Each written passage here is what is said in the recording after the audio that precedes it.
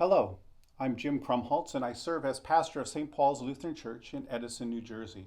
I also serve as a member of the New Jersey Synod's Resource Development Team. In this session, we're going to take a look at one way a congregation can measure its giving potential as a better way of understanding the economics of your congregation. With this information, some missional vision, and pastoral sensitivity, you and your congregation's leadership will be able to develop a responsible and sustainable congregational budget. Knowing what resources God has entrusted to us and how to wisely steward and use those God-given resources for the sake of God's mission in this world is an important part of our calling to be apostolic community together.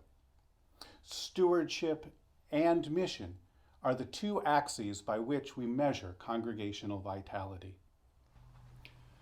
The mission axis probably gives us the greatest joy. Generates the greatest excitement in our lives and makes us feel really good about ourselves and our congregation. Along this axis, we measure how we enlist the resources and energy of our congregation for the sake of the world. We share the good news of God's love in Jesus Christ. Through us, God acts to save and change lives and neighborhoods. We love all people following the example of Jesus, and we strive for peace and justice in all the world.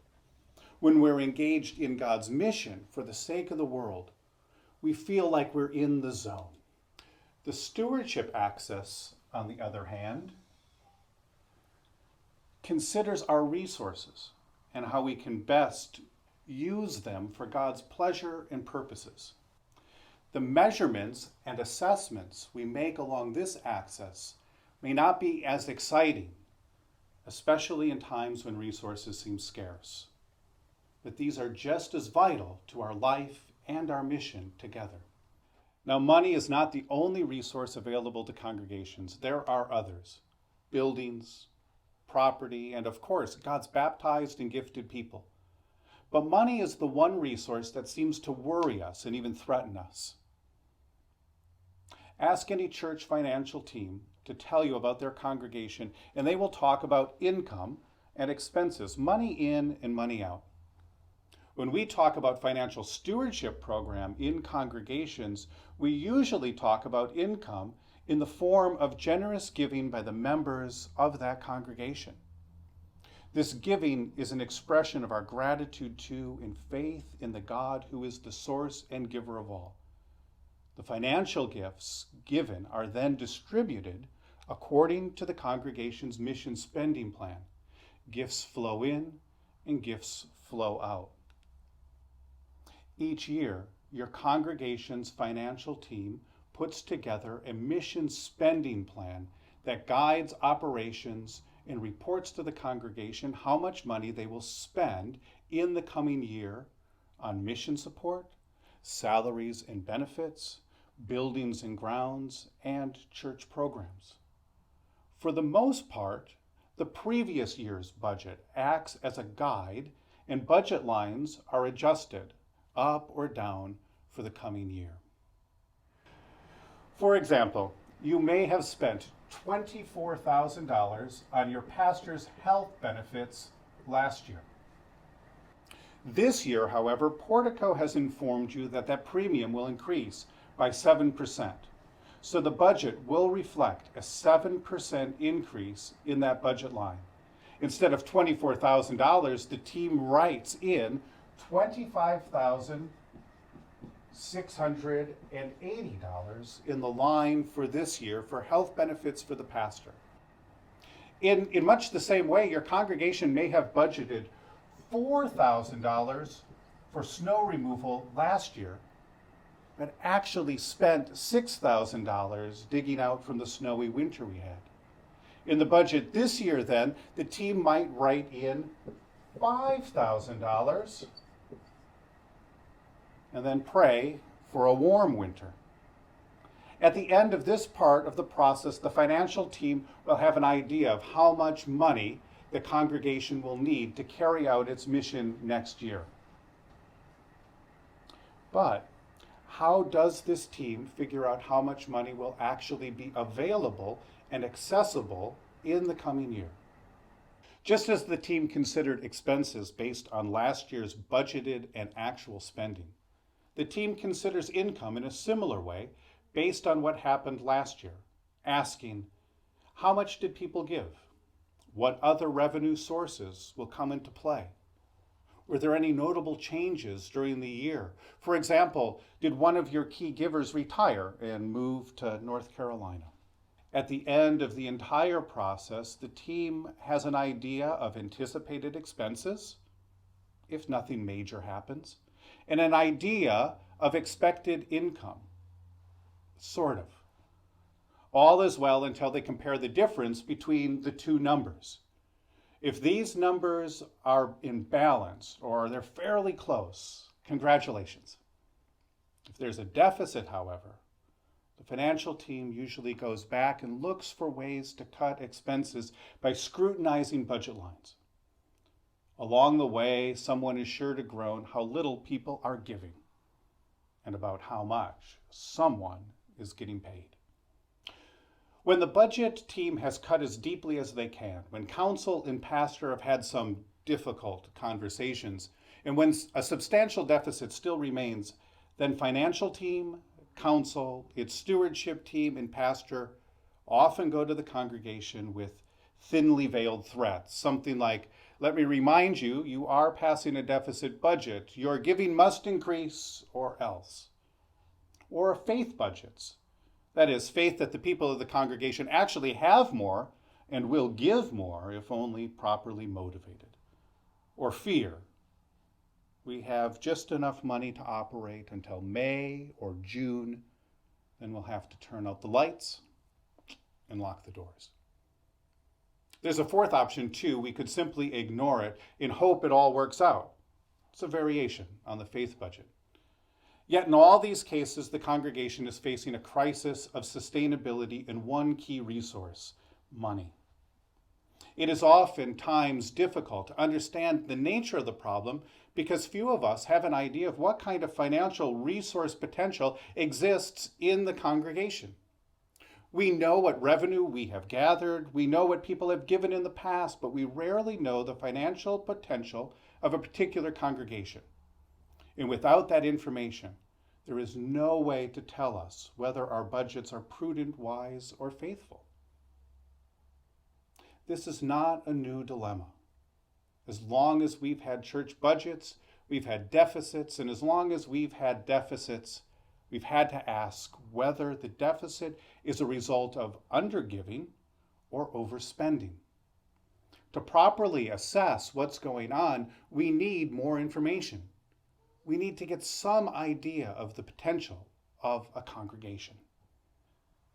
A number of years ago, the Lutheran Church in America developed a simple worksheet to help a congregation understand its financial potential. It's still an important tool today, and one we would encourage your congregation to use in this fall's stewardship cycle. Here's how it works. First, we need to consider the number of giving units in a particular congregation. A giving unit is an individual or a household who make a gift of record during the year. Usually, a congregation's financial secretary keeps records of each giving unit. In this exercise, we translate each giving unit into an income equivalent. The problem of simply considering giving units is that it tells us little about the life situation of the people who are giving. Not everyone in a congregation is at the same stage in life or able to give at the same percentage. We need to take that into account. For example, a household where a husband and wife or where spouses are both members of the congregation are considered one giving unit. This giving unit is multiplied by 1 because both spouses are members. A household where spouses are members of 2 different denominations or 2 different churches is multiplied by 1/3 when we consider them as giving income equivalents. A household where only one spouse is a member of the congregation is multiplied by 1/2, but an unmarried, fully employed member is multiplied by 1. Finally, those members who live on a severely restricted income, one that leaves little disposable income or possible surplus, are multiplied by 1/4. Note, however, that not all retired people live on a restricted income. Throughout this process, the financial team and pastor will have to work together to take into account each household's actual financial situation. Once all the income equivalents are figured, these are totaled to find the household income equivalent. This figure will be used instead of giving units in calculating the congregation's potential. In this next exercise, we will need to uncover the average household income for our congregation as near as we can. There are a number of ways to gather this information. You may wish to use the household income figures for the Chamber of Commerce or from the U.S. Census or from other web sources. Or you may wish to gather the information directly from your members. You can do this simple exercise with your congregation at the beginning or end of a worship service over the course of a month or so.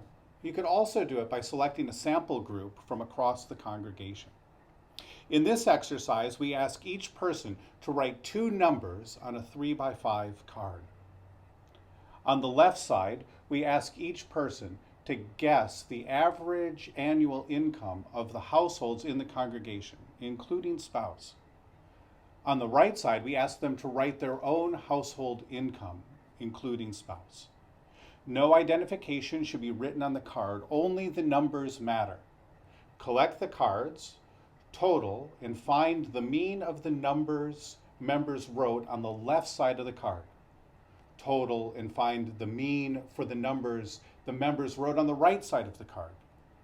The number on the right side should be a good indication of the average annual income figure for this congregation. Now, with the average household income and the total housing income equivalent, we can calculate the total member resources and the percentage of those resources the congregation can use for God's purposes through that local congregation. First, take the average household income for the congregation and multiply it by the household income equivalent to find total member resources. For the next part, you will need to find the actual member giving number from last year's financial report. You take that number and you divide it by your congregation's total member resources to find the percentage of those resources accessible by your congregation. You can also use total member resources to see what your congregation could potentially give. For example, if you discover that your congregation is giving at 2% of its total member resources, it may be helpful to know what financial resources would be available if the congregation gave at 3% or at 5% of its total resources. Once we know a little bit more about the resources God has entrusted into our care, we can use this information in a number of different ways as part of our stewardship ministry in our local congregations. There are some things to keep in mind, however. Remember that the average household gives at a rate of about 2%.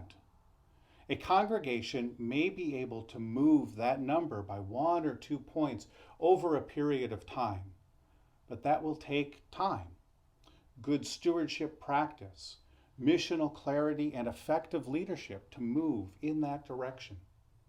Also remember that congregational giving usually reverts to mean. In the long run, giving will move back toward the actual figure you have uncovered unless something changes dramatically.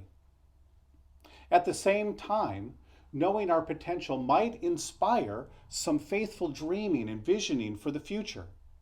Surprised to discover an abundance we knew very little about may create excitement over what new ventures God may be calling your congregation to consider or to support, through mission partners or the New Jersey Synod.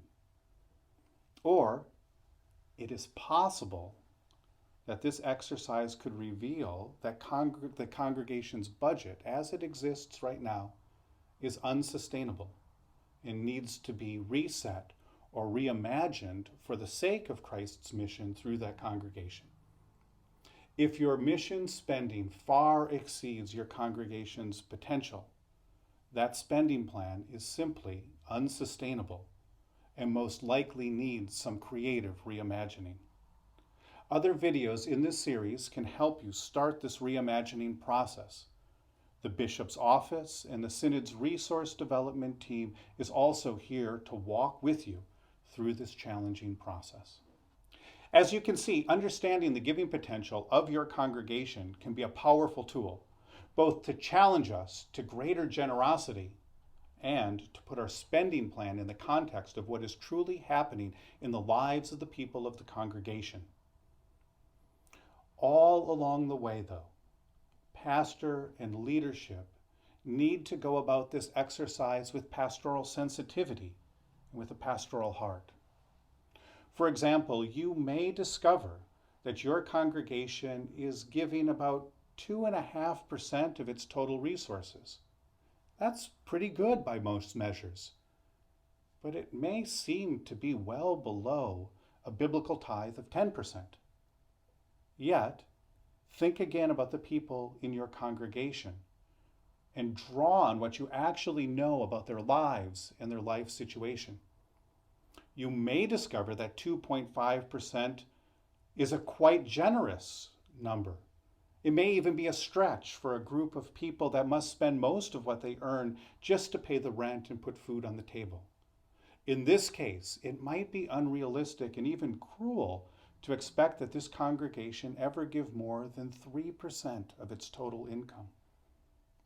At the same time, don't let just a few stories of financial hardship become the general narrative for every household in your congregation. Each household is different. We often complain about the economy even when our cup runneth over with financial resources and blessings. In other contexts, you may discover that your congregation is made up of households with a large amount of disposable income, and that many of these households have chosen personal extravagance and individual luxury over support for God's mission in the world. Pastor and leadership will want to address this situation with care and sensitivity as well. The instructions and worksheets needed to carry out this work in your congregation are available for download through the Synod's website. In addition, the Resource Development Team has prepared some questions for reflection that you can use with your church and your financial team, whatever you discover. The final step in moving towards sustainability is to use your narrative or mission spending plan, along with some benchmark percentages provided by the Synod's Resource Development Team, to reset your congregation's budget so that together the congregation's leadership can begin to reimagine the stewardship of financial resources in a sustainable way. Thank you for your generosity, for your hard work on the front line of God's mission here in New Jersey, and for your partnership in the gospel of Jesus Christ.